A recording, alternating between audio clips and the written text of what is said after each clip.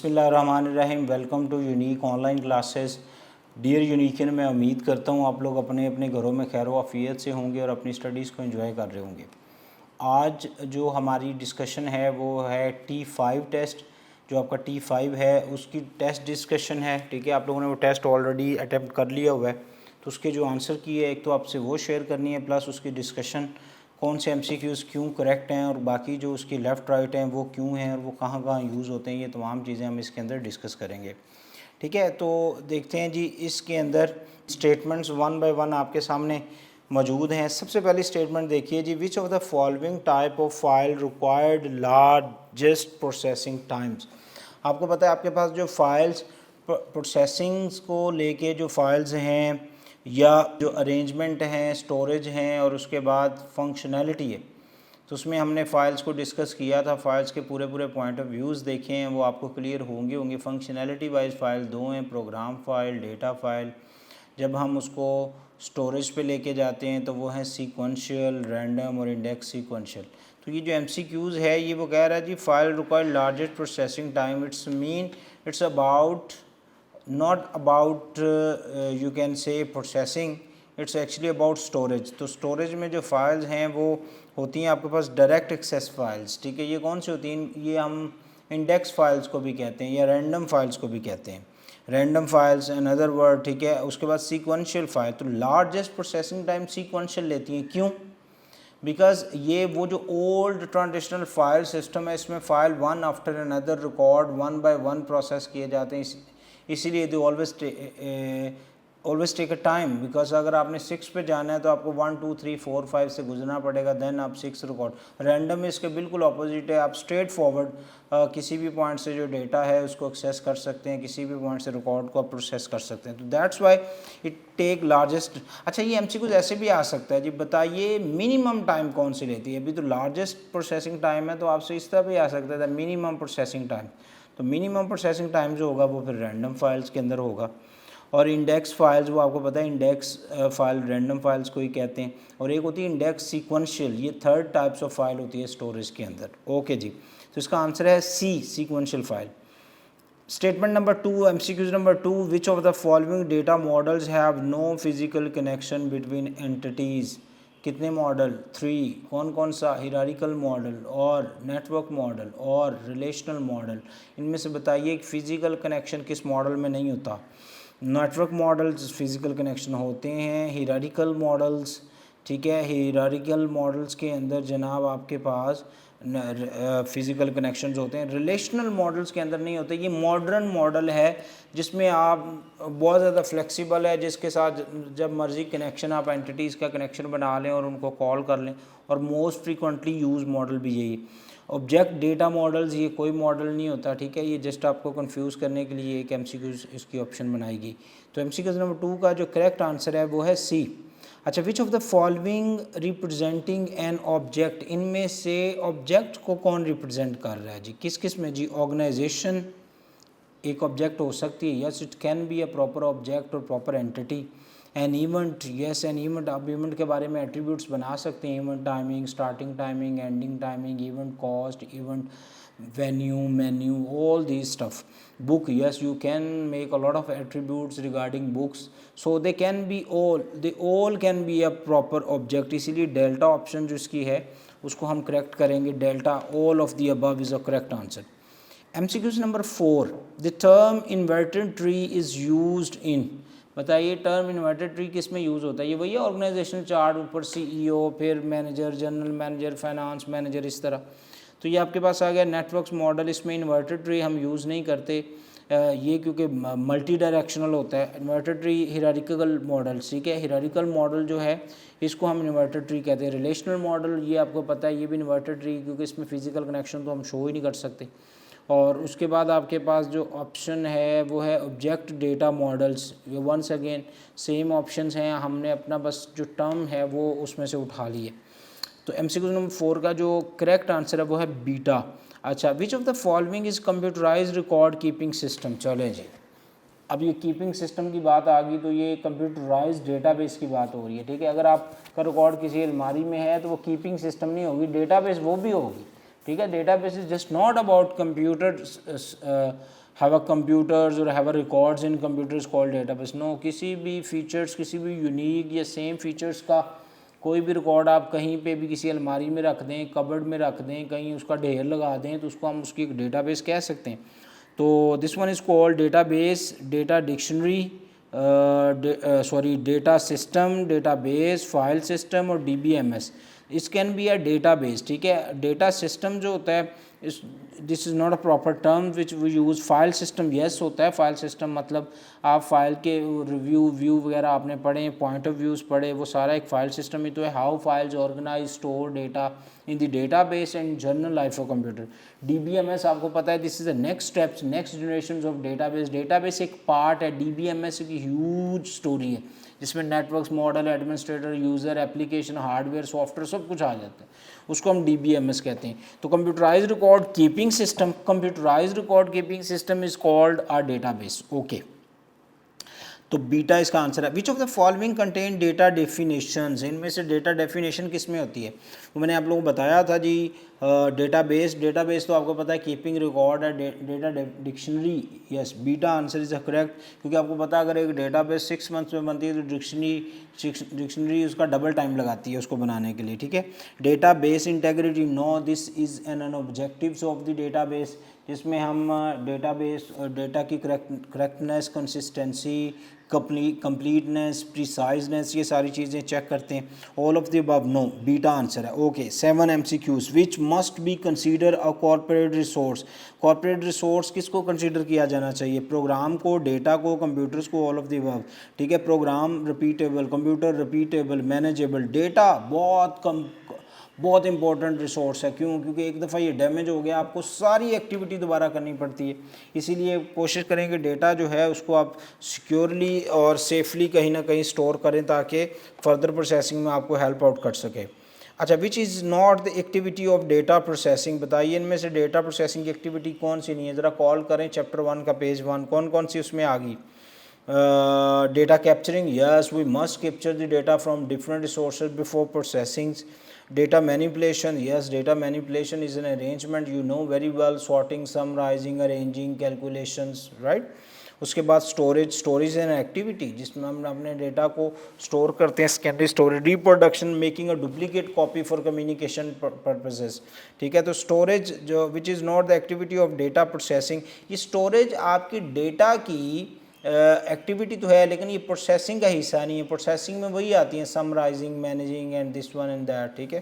तो ये असल में आउटपुट की है। स्टोरेज जो है ना, ये स्टोरेज, रिप्रोडक्शन, कम्युनिकेशन, ये और एक्सेस, ये आउटपुट से रेलिवेंट टर्म्स हैं, इसीलिए ये प्रोसेसिंग की टर्म नहीं है, ठीक है जी। तो Charlie is a correct option of MCQs number 8। MCQs number 9, process of duplication of data is called, ये वो वाला प्रोसेस जिसमें हम अपने डेटा को डुप्लीकेट करते हैं, उस प्रोसेस को क्या कहते हैं जी? उस प्रोसेस को कम्युनिकेशन, नो, कम्युनिकेशन का मतलब है एक जगह से डेटा TCS करवा दें, ठीक है, OCS करवा दें या पोस्ट कर दें एक जगह से दूसरी जगह, तो उसको हम कहेंगे कम्युनिकेशन। स्टोरेज मीन, ये आपको पता आउटपुट की पोर्शन है जिसमें हम डेटा को स्टोर करते हैं। MCQs में डुप्लीकेशन, तो डुप्लीकेशन बनता है जी रिप्रोडक्शन के अंदर, ठीक है, डेल्टा इसका करेक्ट। रिट्रीवल एक ऑप्शन है जिसमें हम अपने डेटा को स्टोरेज पॉइंट से, जहाँ पे हमने अपना डेटा रखा है, वहाँ से उसको वापस एक्सेस करते हैं, वापस लेते हैं, उसको रिप्रोडक्शन कहते हैं। Data is used, MCQs number 10, rarely, frequently, once, twice, yes, data is use frequently, बार बार आप डेटा को यूज़ करते हैं, क्योंकि बार बार आपको डेटा की तरफ जाना पड़ता है, बार बार आप उसको एक्सेस करते हैं, that's what's called frequently. A combination of one और मोर करेक्टर इज़ कॉल्ड, जी, दो या दो से ज़्यादा करेक्टर का जो कॉम्बिनेशन है उसको क्या कहते हैं? Table, yes, table, no, table जो है वो combination of multiple rows and columns और उनका इंटरसेक्ट। अच्छा, फील्ड्स, यस, फील्ड करेक्टर का कॉम्बिनेशन होता है। फील्ड, रो आपको पता है कंप्लीट रिकॉर्ड को रिप्रेजेंट करती है। Column is a column in other name of your fields, okay. तो जो करेक्ट आंसर है MCQs नंबर 11 का वो है field. MCQs number 12, collection of dash records in record is called a file, जी, collections of different, no, मैंने आपको बताया था ये related का word really very important, ठीक है। अगर एक जैसी उनकी नेचर ऑफ रिकॉर्ड्स नहीं है तो उसको आप फाइल नहीं कह सकते, जिसमें मतलब आपने कुछ फीसों का रिकॉर्ड भी रखा है, कुछ ब्लड ग्रुप्स भी रखे हैं, कुछ हाउस एड्रेसेस भी और कॉन्टैक्ट भी, तो उसको आप फिर फाइल नहीं कह सकते। वो जस्ट आप कह सकते हैं ये कलेक्शन ऑफ रिकॉर्ड है, but this is not a proper file. Proper file के लिए उन तमाम रिकॉर्ड्स का एक नेचर का होना ज़रूरी है, इसीलिए ये रिलेटेड का वर्ड बार बार यूज़ होता है। ठीक है, तो बीटा आंसर है ऑपोजिट, नो, सेम, नो। ठीक है, तो सेम हो सकता है, same is little bit same like related ही। ठीक है, रिलेटेड का मतलब होता है जो रिक्वायर्ड होता है वो, और सेम मतलब एक जैसा ही, तो मतलब एक नाम आपने लिखा अब दूसरी बार भी वही नाम, तीसरी बार वो सेम होगा। रिलेटेड का मतलब है कि एक बच्चे का नाम लिखा है, अगले बच्चे का भी आपने नाम लिखा, बट वो डिफरेंट है। ये रिलेटेड और सेम में डिफरेंस है, इसलिए रिलेटेड की ऑप्शन आपके पास आ गई। MCQ number 13, transaction file is a dash file. Transaction file कौन सी है जी, कौन सी फाइल्स थी ये ज़रा देखें। Master file, transaction file, backup files. Master file permanent थी, बैकअप भी परमानेंट थी, ट्रांजैक्शन टेम्परेरी फाइल थी। तो permanent no, temporary yes, close no, reserve no. ठीक है, beta is a correct answer of MCQs number 13। MCQs number 14 पे चलते हैं। That file contain software instruction. जी इनमें से कौन सी फाइल है जो सॉफ्टवेयर इंस्ट्रक्शन होल्ड करती है? डेटा नहीं जी, डेटा के पास आपको पता है जी, डेटा और रॉ फैक्ट्स फिगर्स होते हैं। कोडेड, ठीक है, ये कोडेड आप ये कह लें कि प्रॉपर आपने कोई आंसर लगाया या उसकी कोई इंक्रिप्शन, डी इंक्रिप्शन, कोई एल्गोरिदम लगाया तो उसको हम कोडेड कहेंगे। लेकिन आपसे पूछा गया जी सॉफ्टवेयर इंस्ट्रक्शन, तो वो बेटा प्रोग्राम होती हैं। प्रोग्राम आपको पता है डेफिनेशन ही इसकी ये सेट ऑफ इंस्ट्रक्शन जो हम कंप्यूटर को दे देते हैं। उर्दू लिखनी है तो इन पेज हम कंप्यूटर को देना पड़ेगा। ठीक है, आपने इंग्लिश टाइप करनी है तो आपको वर्ड इंस्टॉल करना पड़ेगा। आपको पहले मशीन की लर्निंग करवानी है, then you can operate task. Decoded, this is an alternate operations of coded. Okay, which of the following is a components of the database system? बताइए। Data, yes, corporate resource which is always used and frequently or many time used in the database. Okay, उसके बाद आपके पास आ गया hardware, yes, physical components. अगर आप computerise database की बात कर रहे हैं तो आपको कोई ना कोई हार्डवेयर चाहिए उसको प्रोसेस करने के लिए। सॉफ्टवेयर, यस, मल्टीपल एप्लीकेशन आपको चाहिए। आपने अटेंडेंस लेनी है, वॉइस रिकॉर्ड करनी है, वीडियो रिकॉर्ड करनी है, तो उसके लिए आपको different types of application required होंगी। अगर आप वो एप्लीकेशन यूज़ नहीं करते तो आप अपने डेटाबेस के अंदर जो उसके रिज़ल्ट हैं या जो उसकी इनपुट है उसको मैनेज नहीं कर पाएंगे, इवन रिसीव ही नहीं कर पाएंगे। तो ये जो कंपोनेंट्स हैं डेटाबेस के एमसीक्यूज़ नंबर 15 में, यस दे आर ऑल, ठीक है, ये सारे के सारे ही कंपोनेंट्स हैं जिनको हम यूज़ करते हैं डेटाबेस के अंदर। उसके बाद MCQs number 16, which of the following is a most flexible database model? जी कौन सा मोस्ट फ्लेक्सिबल डेटाबेस मॉडल है? मोस्ट, अब ऐसे ये एमसीक्यू ना कुछ इस तरह भी आ जाता है, between this model and this model कौन सा है? तो याद रखो सबसे ज़्यादा कम, सबसे ज़्यादा मिनिमम जो फ्लेक्सिबिलिटी है वो हिरारिकल मॉडल में, उससे थोड़ी सी बेहतर है नेटवर्क मॉडल में। अगर इन दोनों की बात हो तो नेटवर्क, अगर इन तीनों की बात हो तो रिलेशनल मॉडल सबसे ज़्यादा फ्लेक्सिबल है। तो इसका आंसर जो आपके पास आ गया वो आ गया relational model, alpha answer. MCQs number 17, which of the following is a disadvantage of database? लो जी बताइए, डिसएडवांटेज भी थे, एडवांटेज भी तो हैं साथ साथ, देर आर फ्यू डिसएडवांटेज, जिसमें सबसे पहला जी आ गया हाई कॉस्ट। जैसे a simple job you have to perform, you use a lot of hardware cost, lot of software cost, user cost, administrator cost. तो high cost is always a big issue in database. Additional training, yes, a person who never use a database, who person who never use a computer and always manage the data on a registers or some other sort of arrangements, तो वो उसको तो आपको train करना पड़ेगा। ठीक है, तो user training is an additional overhead. Need of data dictionary, yes, the logical order, the physical connection, the tab order, the data, the retrieval, the storage, the all process actually store in one sort of dictionary which is called data base dictionary और data dictionary. तो yes बनानी पड़ती है आपको, इसीलिए ये भी एक ओवरहेड है, एक एक्स्ट्रा खपत है। तो इस एक्स्ट्रा खपत को हम एक डिसएडवांटेज कह सकते हैं। तो delta is a all, yes, all is a correct answer of this MCQs. MCQs number 18, there are dash types of variable length. ये आप लोगों के पास जो आती है वेरिएबल लेंथ, ये आपको पता है 2 डिफरेंट लेंथ्स होती हैं। एक आप लेंथ जो है वो, एक आप लोगों के पास वेरिएबल लेंथ है और एक आप लोगों के पास फिक्स लेंथ है। ठीक है, एक आ गई फिक्स लेंथ। तो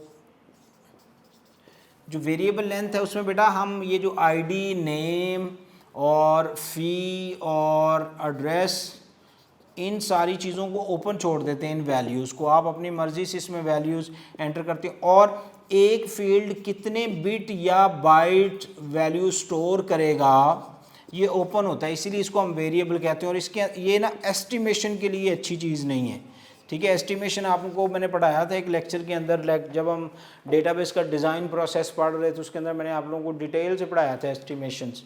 तो एस्टिमेशन जो है वो असल में आपने यूजेज एनालिसिस करना है। एक होती है फिक्स लेंथ, आप बता देते हैं जी इसमें 25 बिट्स आएंगे, इसमें जो इसका नेम है वो लेट्स सपोज 10 बिट में आएगा, ये 10 बिट में आएगा, और ये जो होगा ये 5 बिट में आएगा। तो इसको ऐड करें, ये अगर 10 है 10, 20, 25, 45 और ये, तो ये आ गया जी 50 बिट्स, ठीक है। तो आपका जो एक रिकॉर्ड है वो 50 बिट्स में आएगा, अगला भी 50 में, क्योंकि आपने इसकी जो लेंथ है वो फिक्स कर दी हुई है, जिससे आप बड़ी आसानी से पता लगवा सकते हैं कि आपकी जो मेमोरी स्टोरेज है, जो उसकी एस्टिमेशन है फर्दर, मतलब डेली कितने नंबर्स ऑफ रिकॉर्ड्स आ रहे हैं और हर रिकॉर्ड 50 बिट्स का आ रहा है, तो आपको डेली का पता चल जाएगा। फिर आप उसको 360 से मल्टीप्लाई कर लें, आपको ईयरली पता चल जाएगा, पूरे साल का जो प्लान है वो भी आपके सामने क्लियर हो जाएगा। You can manage very quickly or easily by, and you can estimate your storage and storage devices, physical storage devices to store the data।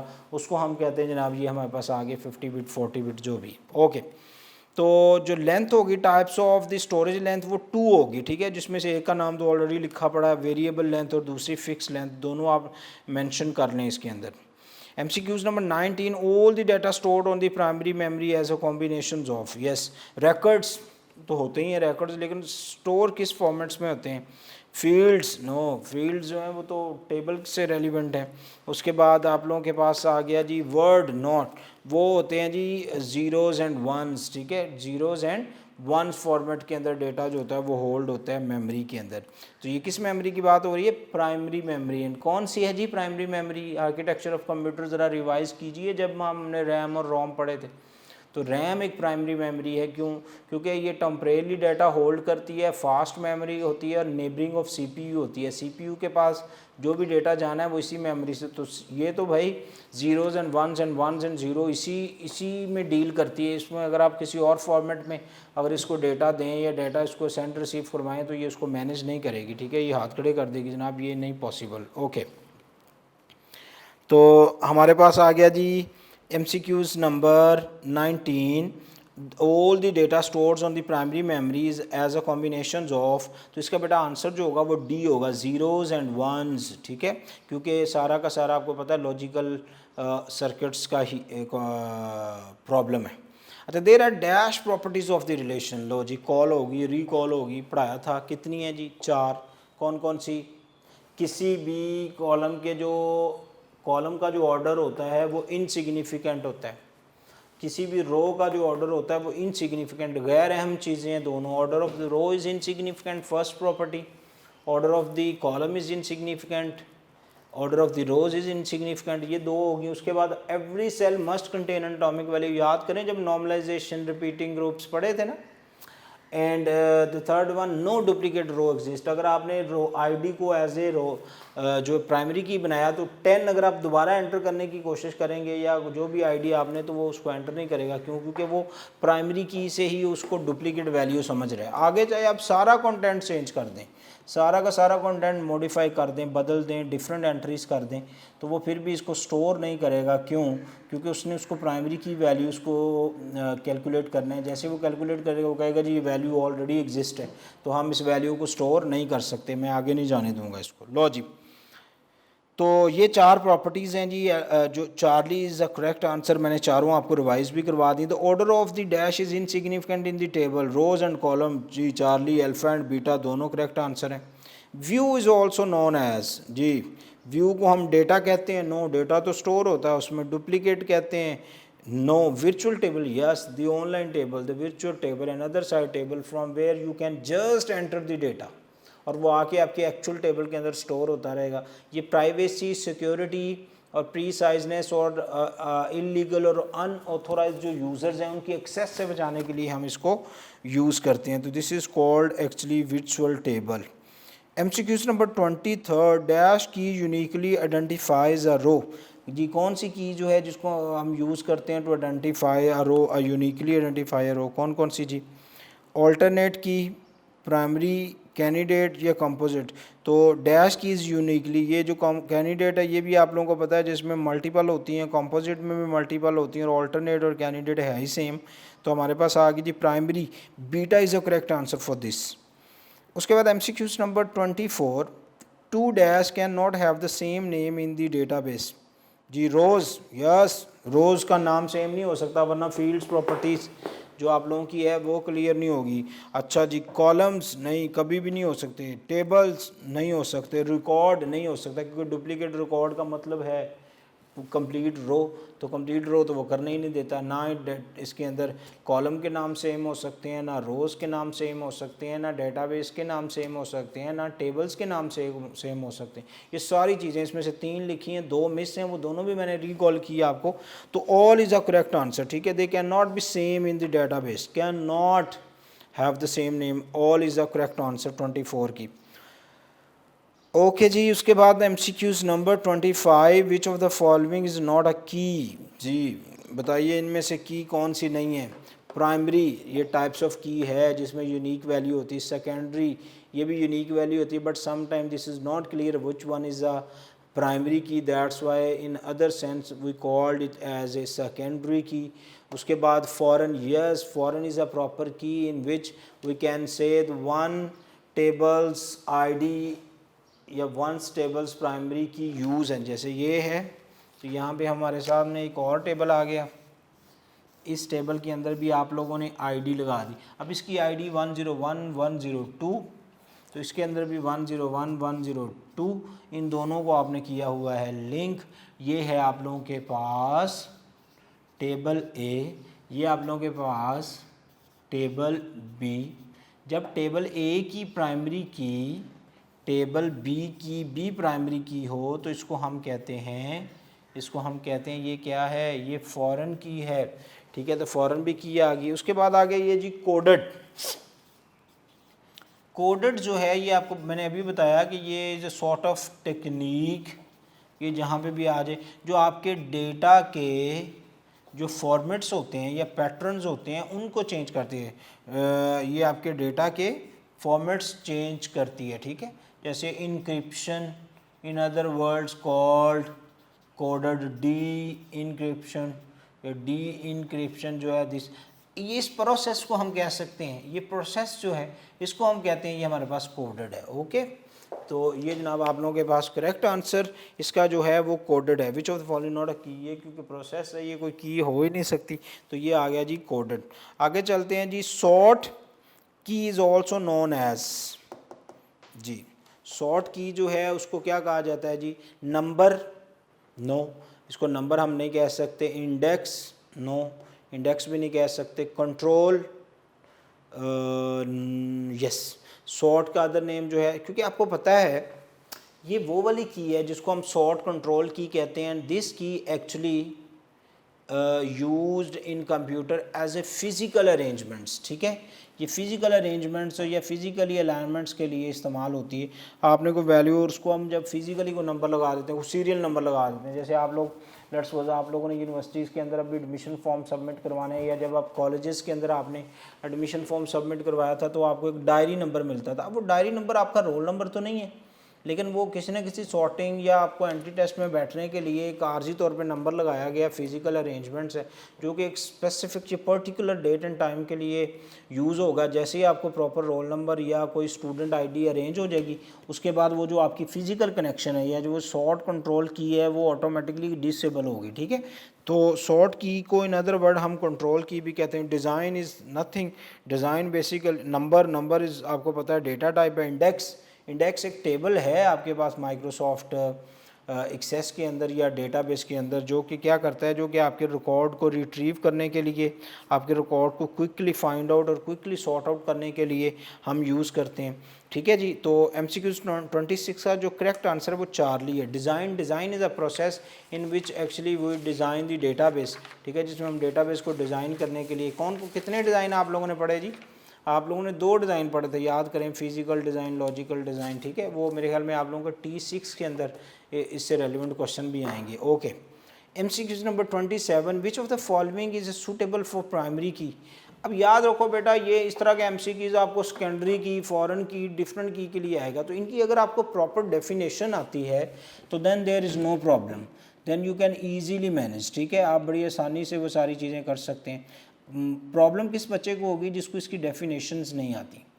अब प्राइमरी की आपको पता है जी, ये वो वाहिद की है जिसकी आप कह सकते हैं कि कार्डिनैलिटी यानी कि यूनिकनेस हाईएस्ट होती है, ठीक है। एमसीक्यूज इसकी यूनिकनेस या इसकी कार्डिनैलिटी क्या होती है, हाईएस्ट, हाई कार्डिनैलिटी होती है। क्यों?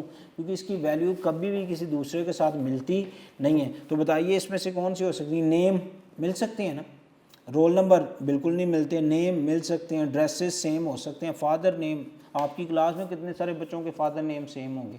तो बताइए इनमें से बेस्ट प्राइमरी की कौन सी है जनाब? Role number is the best primary key. उसके बाद MCQs number 28, tuples mean dash, tuples mean row, column, entity या टेबल। जी टपल्स मीन अ रो और this is also called a record, ठीक है। एक रो या एक टपल जो है वो आपके पूरे के पूरे रिकॉर्ड को भी रिप्रेजेंट करती है, ठीक है। मल्टीपल रिकॉर्ड का मतलब हो गया मल्टीपल रो इन अ टेबल। और ये क्या है? ये टेबल की कार्डिनैलिटी भी है, जितने नंबर ऑफ रिकॉर्ड एक टेबल में एग्जिस्ट करते हैं वो उसकी कार्डिनैलिटी होती है। उसके बाद MCQs number 29, dash is a की कंसिस्ट ऑफ 2 और मोर एट्रीब्यूट्स। इनमें से कौन सी की है? या दो से ज़्यादा एट्रीब्यूट्स पर मुश्तमिल होती है जी। कैंडिडेट, कंपोजिट, प्राइमरी या सॉर्ट, ठीक है जी। तो कैंडिडेट की, कंपोजिट की और प्राइमरी की। तो मोर एट्रीब्यूट्स आपके पास आ गई जी कंपोजिट की। क्या आ गई? कंपोजिट की जो है वो 2 या 2 से ज़्यादा एट्रीब्यूट मुश्तमिल होती है। प्राइमरी भी आपको पता है वो है, सॉर्ट कंट्रोल भी सिंगल होती है, कैंडिडेट और अल्टरनेट होती है। बस इन दोनों का डिफरेंस है, एक में यूनिकनेस प्रॉपर्टी होती है और एक में यूनिकनेस प्रॉपर्टी नहीं होती। उसके बाद MCQs number 30, roll number and subject can nice as a good key. जी बताइए रोल नंबर एंड सब्जेक्ट। अब देखिए रोल नंबर जो है वो स्ट्रेट फॉरवर्ड एक यूनिक प्रॉपर्टी है, ठीक है। और उसके बाद जो आपके पास बुक्स नेम है या 10 या सब्जेक्ट्स हैं, इट कैन बी सेम और नॉट सेम, ठीक है। ये मतलब इसकी अगर हम कार्डिनैलिटी की बात करें तो ये आप इसको कह सकते हैं नॉर्मल कार्डिनैलिटी, ठीक है। ये इसकी यूनिकनेस प्रॉपर्टी इतनी अच्छी नहीं हो सकती। क्यों? क्योंकि एक स्टूडेंट या मल्टीपल स्टूडेंट्स के जो सब्जेक्ट्स हैं उनके नाम सेम हो सकते हैं, इसमें प्रॉब्लम आ सकती है। तो बताइए ये क्या होगी? तो आपको पता है ऐसी सूरत हाल में जिसमें हमारे पास दो चीज़ें हों, एक में यूनिकनेस प्रॉपर्टी वाली चीज़ हो और एक में ना हो, और क्लियर भी ना हो कि कौन सी प्राइमरी है, तो फिर हम उसको क्या कहते हैं? उसको हम कहते हैं जी सेकेंडरी की, ठीक है। तो जो आप लोगों का टेस्ट है, टेस्ट के अंदर मैंने चैप्टर नंबर 1 उसकी सारे के सारे जो एमसीक्यूज़ थे वो डिस्कस किए। इसमें कुछ फीचर्स और वो चीज़ें कुछ मिस भी हैं, वो भी आप लोगों ने उनको ज़रा एक दफ़ा रिकॉल करना है। उसके बाद चैप्टर नंबर 2 में आप लोगों के जो इंडेक्स, टेबल, व्यूज़ और उसके बाद जो कीज़ का कॉन्सेप्ट है वो भी डिस्कस हो गया इसके अंदर, ये सारी चीज़ें देख लीजिएगा। फाइल्स के पॉइंट ऑफ व्यूज़ वाला टॉपिक ज़रा रिकॉल कीजिएगा। फाइल्स के 3 पॉइंट ऑफ व्यूज़ हैं। एक आप लोगों के पास फंक्शनल है, जिसमें फ़ाइल जब कंप्यूटर में फंक्शन परफॉर्म कर रही है तो वो प्रोग्राम फाइल, डेटा फाइल। फिर डेटा फाइल्स के ऊपर 2 पॉइंट ऑफ व्यूज़ हैं, एक स्टोरेज है और एक आप लोगों के पास होता है जी प्रोसेसिंग व्यूज़, ठीक है। तो जो स्टोरेज है उसमें फिर आपको पता है फ़ाइल 3 तरह की हैं, ठीक है। और एक आप लोगों के पास होता है जी यूजेज के अंदर आपको पता है फ़ाइल 3 तरह की, मास्टर्स, बैकअप, ट्रांसैक्शंस। और जो स्टोरेज है उसमें सीक्वेंशियल, इंडेक्स या रैंडम, सीक्वेंशियल या इंडेक्स सीक्वेंशियल, ये 3 फाइल्स होती हैं, ठीक है। उसके बाद DBMS के ऑब्जेक्टिव्स हैं कुछ, वो शेयरबिलिटी, एवॉल्वेबिलिटी, अवेलेबिलिटी, ये सारी चीज़ें इनको रिकॉल कीजिए सारी की सारी चीज़ों को। Advantage and disadvantage of DBMS उसको एक दफ़ा देखिए। उसके बाद फीचर्स हैं, ठीक है, report generators, access, security, backup, recovery, data dictionary specially, इसको ज़रूर कॉल करके जाइएगा। उसके बाद चैप्टर नंबर 2 में आपको वो फील्ड, फाइल, रिकॉर्ड वो रिकॉल करने की अभी ज़रूरत नहीं है, ऑलरेडी आपको प्रीवियस लेक्चर्स में रिकॉल करवा दिए, ठीक है। प्रॉपर्टीज़ ऑफ रिलेशन मैंने अभी आपको 1 बाय 1 सारी प्रॉपर्टीज़ पढ़ा दी जिनको आप यूटिलाइज़ कर सकते हैं, क्योंकि नॉर्मली यूटिलाइज़ होती हैं। जब हम नॉर्मलाइजेशन का चैप्टर पढ़ रहे थे तो हमने देखा था वो चीज़ें वहाँ प्रूव हो रही थी। अगर उनमें से कोई एक चीज़ भी आप स्किप करते हैं तो आपका काम नहीं होता। तो होप सो आप लोगों ने जनाब इसमें से कुछ लर्निंग की होगी, आपका टाइम वेस्ट नहीं हुआ होगा, आपने कुछ ना कुछ लर्न किया है और आपकी प्रिपरेशन अच्छी होगी एंटी टेस्ट की। अपना बहुत सारा ख्याल रखिए। कोई चीज़ ना क्लियर हो तो मुझे कॉल कर सकते हैं, यूनिक का ऑफिशियल नंबर आपके पास मौजूद है। एंड यस, अल्लाह हाफिज़, सी यू लेटर इंशाल्लाह, बाय बाय।